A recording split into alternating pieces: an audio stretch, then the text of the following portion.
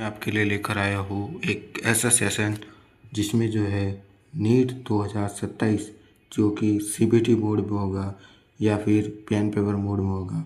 उसके लिए अभी 8 महीने बचे हैं। तो अगले 8 महीनों में मैं आपको ऐसा रोड मैप बताने वाला हूँ अगले 8 महीनों के लिए, जो कि आपके लिए बहुत हेल्पफुल होगा और जो कि आपको जीरो से जो है 600 प्लस मार्क्स जो है आपको लाने में हेल्प करेगा। ये रोड मैप बहुत ही इम्पोर्टेंट है, तो इसको आप पूरा देखिएगा बिना भी वीडियो को स्किप करे। तो बात करते हैं नीट 2027 के रोड मैप की।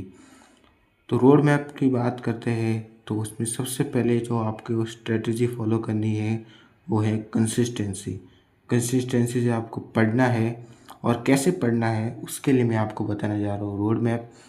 तो फर्स्ट है लेक्चर डेली, यानी कि आपको जो है एक किसी भी आप कोचिंग इंस्टीट्यूट PWLN किसी भी कोचिंग इंस्टीट्यूट से आप तैयारी कर रहे हैं ऑनलाइन या ऑफलाइन, तो आपको जो है एक भी लेक्चर मिस नहीं करना है और हो सके तो अपना बैकलॉग कम से कम करना है। और अगर आपका बैकलॉग हो गया है तो उसे आप जल्दी से जल्दी क्लियर कर दीजिए।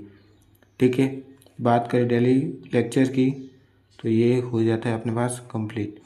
इसका जो है अपने पास बहुत इफ़ेक्ट पड़ता है, लगभग डेली लेक्चर का अपने पास जो है 30% इफ़ेक्ट पड़ता है मार्क्स पर। डेली लेक्चर नहीं लेंगे तो उससे आपके मार्क्स गिर सकते हैं और हो सके तो लाइव लेक्चर। सेकंड है डीपीपी वैसे तो ज़्यादा इतनी इम्पोर्टेंट नहीं होती है, मगर फिर भी अगर आप डेली प्रश्न की प्रैक्टिस करते हैं तो इससे आपको होने मॉक टेस्ट में हेल्प मिलती है। आपकी कोचिंग या ऑनलाइन कोचिंग में जितने भी मॉक टेस्ट होते हैं उनको करने में आपको हेल्प मिलती है, उनके क्वेश्चन आप अच्छे से बना पाते हो, क्योंकि डीपीपी में जो है आप डेली क्वेश्चन की प्रैक्टिस कर सकते हो, इसीलिए इसका नाम डेली प्रश्न प्रैक्टिस है। DQP भी बोलते हैं और DPP भी बोलते हैं। थर्ड है अपने पास नोट्स एंड होमवर्क क्वेश्चन।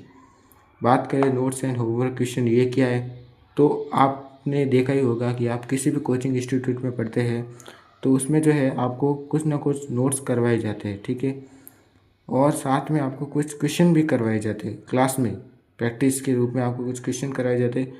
तो सबसे पहले तो आपको थ्योरी पढ़नी है, और बायो के लिए मैं एक्स्ट्रा सजेस्ट करना चाहूँगा कि बायो के लिए आप नोट्स प्लस जो है आप NCERT नोट्स प्लस आप जो है NCERT भी पढ़े बायो के लिए, ओनली बायो के लिए आप ओनली नोट्स प्लस NCERT पढ़े, और बाकी फिजिक्स और केमिस्ट्री के लिए जो है आप नोट्स पढ़े आपके जो लिखाए गए किसी भी कोचिंग इंस्टीट्यूट में, और उसके साथ जो होमवर्क के क्वेश्चन है वो आप अटेंड जरूर करें, 1-2 बार वापस करें, जो क्वेश्चन नहीं बने उसको वापस बनाएं। ठीक है, नेक्स्ट है फोर्थ और लास्ट स्टेप, जो कि हमारी जर्नी हम क्या करते हैं, बहुत सारे ऐसे बच्चे होते हैं जो कि लगभग मेहनत तो बहुत करते हैं, लेकिन वो मेहनत तो बहुत करते हैं, हार्ड वर्क बहुत करते हैं, लेकिन उसके बाद भी उनके जो है नंबर इंक्रीज नहीं होते, 300 से 400 के बीच ही रह जाते हैं, और कोशिश करने पर भी वो 450 तक ही पहुंच पाते। तो इसका सबसे मेन कारण है क्या है आपको पता है? इनका नंबर ना बढ़ने का सबसे मेन कारण है वो है क्वेश्चन प्रैक्टिस ना करना। क्वेश्चन प्रैक्टिस जो है सबसे ज़्यादा इम्पोर्टेंट रोल अदा करता है किसी भी सब्जेक्ट को लेकर। ठीक है, इसका कम से कम 50% वेटेज आप मान सकते हैं नोट्स, और इसका लगभग 20 से 25% वेटेज होता है। बाकी क्वेश्चन प्रैक्टिस का 50% वेटेज। अगर आपने पूरा कोर्स कंप्लीट कर दिया, NCERT पढ़ दी, उसके बाद भी आपने क्वेश्चन प्रैक्टिस नहीं की तो आपकी पढ़ना व्यर्थ हो जाएगा। क्वेश्चन प्रैक्टिस में आप पूछते हो कि क्वेश्चन प्रैक्टिस कैसे करें, कहाँ से करें, कौन सी मॉड्यूल से करें, या फिर कौन फिंगर टिप से करें, या फिर किसी कोचिंग इंस्टीट्यूट के और भी किसी सोर्स से करें। तो मैं आपको बताना तो क्वेश्चन प्रैक्टिस होती है बेसिकली 3 तरह की। सबसे पहले जो क्वेश्चन प्रैक्टिस आती है वो है आपके पास NCERT क्वेश्चन।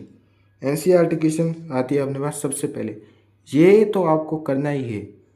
NCERT क्वेश्चन आपको हर चैप्टर के लगाने हैं, जैसे कि फिजिक्स के एनसीईआरटी एग्जाम्पलर होते हैं फिजिक्स की किताब के अंदर, केमिस्ट्री और फिजिक्स में, तो उनको आपको ज़रूर से ज़रूर लगाना है, चाहे कुछ भी हो जाए। अदरवाइज़ कोई क्वेश्चन आप करें कि नहीं करें, मगर आपको एनसीईआरटी क्वेश्चन ज़रूर करने हैं।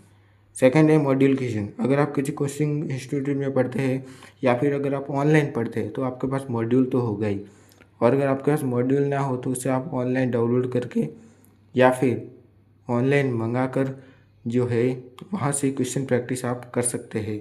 लेकिन सबसे पहले आपको एनसीईआरटी क्वेश्चन करने हैं, फिर आपको मॉड्यूल पे जाना है, क्योंकि डायरेक्ट आप मॉड्यूल पे जाओगे तो आपसे बहुत सारे क्वेश्चन नहीं होंगे। एनसीईआरटी क्वेश्चन से मॉड्यूल पर जाने पर आपके ज़्यादातर क्वेश्चन हो जाएंगे सभी। ठीक है, ये हो गए दोनों। थर्ड है अपने पास PYQ, यानी कि प्रीवियस ईयर क्वेश्चन। अभी प्रीवियस ईयर क्वेश्चन क्या है, मतलब जो विगत वर्षों में जितने भी एग्ज़ाम हुए हैं नीट के, जैसे कि आप मान लो 2013 से नीट शुरू हुआ, तो वहाँ से आप देखोगे PYQ भी होते हैं 2 प्रकार के।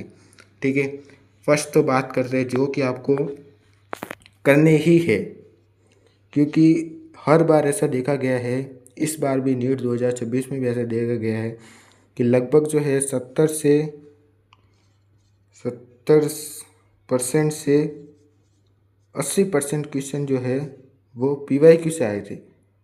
70 से 80% PYQ से आए थे क्वेश्चन, जिसमें से कुछ नीट की PYQ थे, कुछ जेईई की PYQ थे।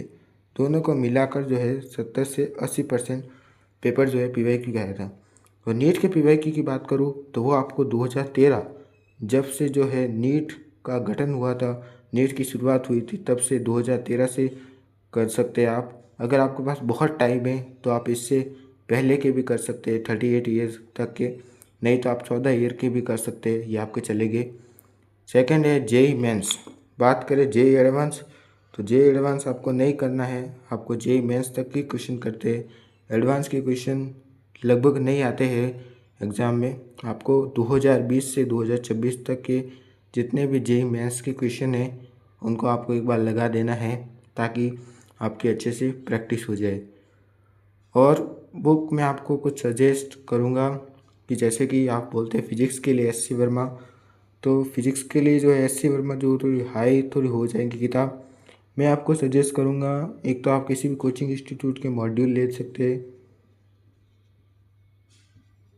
मॉड्यूल लेने के बाद जो है मॉड्यूल, या फिर अगर आपको मॉड्यूल पसंद नहीं आए तो सबसे रामबाण बुक है वो है फिंगर टिप्स। फिंगर टिप्स आप ले सकते हैं। और अगर आप फिंगर टिप्स नहीं है तो आप जो है सबसे एक और भी उपयोगी किताब आती है जो कि आपको इजी तरीके से समझ में आ जाएगी। मैं आपको सलाह देता हूँ कि आप यही किताब ज़रूर लगाएं, और वो है एररलेस।